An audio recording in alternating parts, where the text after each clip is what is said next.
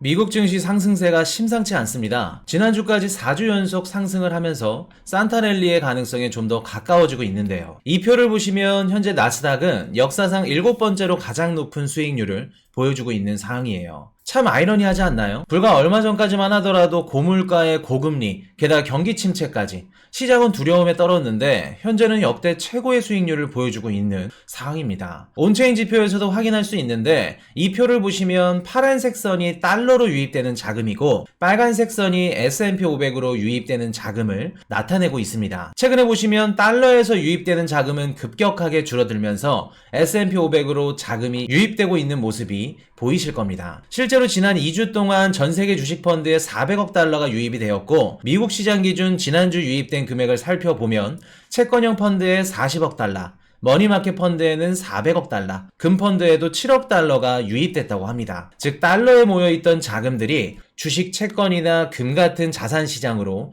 하나둘씩 이동하고 있다는 것이죠. 그동안 주식을 떠났던 투자자들이 다시 하나둘씩 돌아올 정도로 시장에서는 금리 인하가 가장 큰 관심사입니다. 그래서 금리 인하에 대한 재밌는 분석이 하나 있어서 가져와 봤어요. 도이체방크 짐 리드 투자전략가가 분석한 자료인데 81개의 전 세계 중앙은행을 분석한 결과 10월 들어 금리를 인하한 국가의 수가 2021년도 1월 이후 처음으로 금리 인상한 사례를 웃돌았다는 내용의 자료입니다. 지금 보고 계시는 표가 전 세계 중앙은행의 금융정책을 금리 인상과 금리 인하 두 가지로 분류를 한 표입니다. 이렇게 보시면 10월부터 금리 인상을 하는 국가들보다 금리를 인하하는 국가가 더 많은 걸 보실 수 있습니다. 시장의 예상대로 실제로도 많은 중앙은행들이 금리를 인하하고 있네요. 이 표만 보았을 때는 이제 대다수의 중앙은행들이 금리를 인하하기 시작했고 미국도 곧 금리를 인하하겠구나 라고 생각을 하실 것 같아요.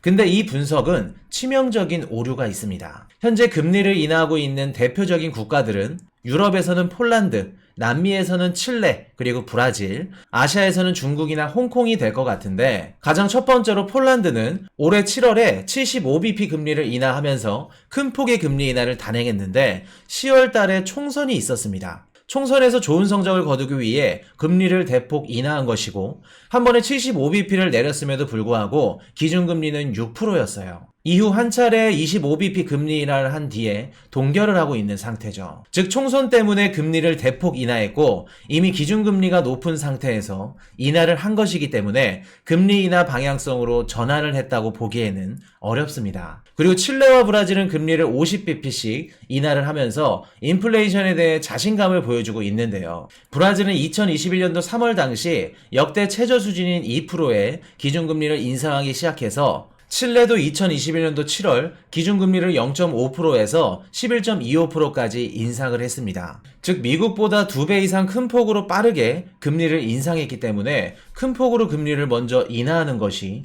당연한 거겠죠. 게다가 칠레는 굴이나 목재 등 풍부한 광물 자원을 통해서 수출하는 국가죠. 브라질도 전 세계 곡물 수출량 4위를 차지할 정도로 남미 경제의 대국이고요.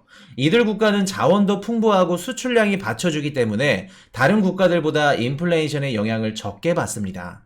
그렇기 때문에 금리를 인하하더라도 인플레이션에 크게 문제가 되지 않는 것이죠. 그렇기 때문에 칠레와 브라질을 따라서 자원이 풍부한 멕시코와 페루 등 다른 남미 국가들도 금리 인하 움직임을 보여줄 것으로 예상을 하고 있습니다. 그리고 중국과 홍콩은 다들 아시다시피 경제 상태가 최악이죠. 금리 인하를 통해 부양 정책을 펼쳐서 하루라도 빨리 경제를 회복하는 것이 목표인 국가입니다. 즉 현재 금리를 인하하는 대다수의 국가들은 인플레이션을 완벽하게 잡았다고 판단해서 금리를 인하한 것이 아니라 경기가 어려워서 어쩔 수 없거나 인플레이션을 상쇄할 수 있는 무언가가 있기 때문에 금리를 인하하고 있다는 점입니다. 미국을 제외한 국가들의 금리 인하 모습만 보고 섣불리 미국의 금리 인하를 예상하는 건 위험하다는 것이죠. 사실 가장 중요한 건 미국의 금리 인하가 언제부터 시작하는지가 가장 중요할 겁니다.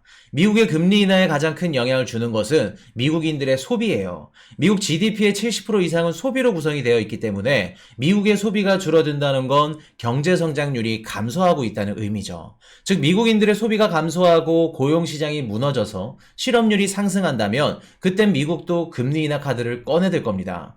그러나 현재 미국의 소비는 아직도 견고하죠. 추수감사절부터 블랙 프라이데이까지 미국의 연말 소비 시즌이 시작되었는데 지난주 미국의 블랙 프라이데이 온라인 매출은 98억 달러로 사상 최대치를 기록했습니다. 사이버 먼데이 쇼핑액 역시 전년 대비 5.4% 증가한 120억 달러로 추정된다고 합니다. 소비 데이터는 앞으로 연말까지 더 지켜봐야 되겠지만 현 수치로만 보았을 때 미국의 소비는 아직도 견고한 것으로 보여져요. 게다가 미국의 지난주 신규 실업상 청구 건수는 오히려 감소하면서 미국의 고용시장은 아직도 견고한 모습을 보여주고 있죠. 코로나 당시 미국은 국경을 폐쇄하면서 이민자 유입을 막았지만 코로나 이후 바이든 행정부는 국경 개방을 통해서 적극적인 이민자 유입 정책을 시행했습니다. 지난해 미 국무부가 발급한 취업 비자는 100만 건을 넘어서면서 현재 미국 전체 노동시장에서 이민 노동자가 차지하고 있는 비중은 18.1%로 역사상 가장 높은 수준을 기록하고 있습니다. 즉 현재 미국은 꾸준한 이민자 유입 정책으로 인해서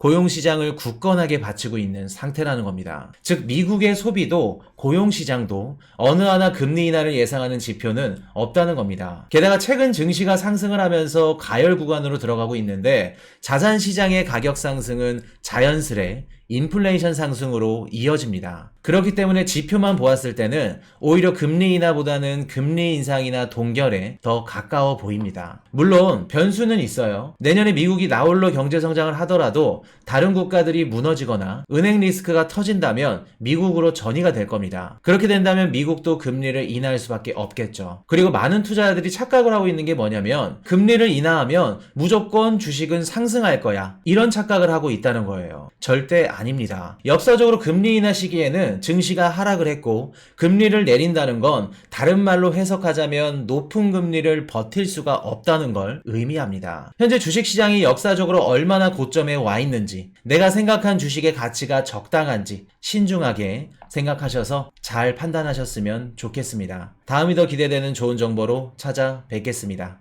지금까지 머니톡톡이었습니다.